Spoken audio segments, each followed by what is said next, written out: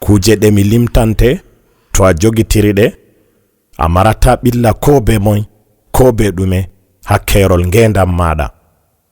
Ko kuwata fu mara siwtare yande jum'are, keɓa bo nyalomare nde a jangata deftere, waɗa sadaka nder asawere ngam kisa laafere, be himɓe ta jaɓa harakare fu ɗum nder bilkare. Nden bo daya toñare ta nassine ɓillare, ko toye njata daya hoolore ngam keɓa hoolare, ta wolwa haala fewre, ta naade felore, ta jaɓa nyoyere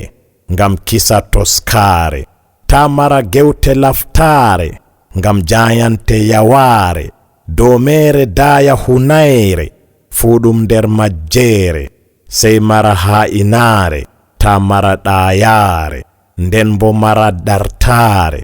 ta mara fakitinare, daya bo fasikare ta mara maɗare, sey ta mara dakkare ta ɓe ndare ba dakare, ta mara bo yebare ta naade merare, ko nde sata ba tapare nyaɗa ba tokeyare, ɓe ngaɗantama sahare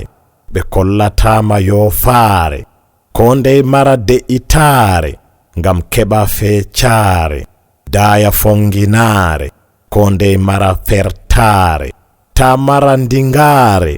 ta mara wajore, ta mara maunitare ta ɗemɗe himɓe torre, ta waɗa ƴaggare ta nasta humakare, ko be moy mara ɗowtare ngam waddante mo'ere,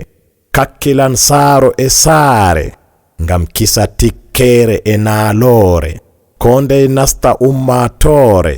a faman himɓe fu feere feere, nden bo a famran be jama'are a maran bo jaynitare.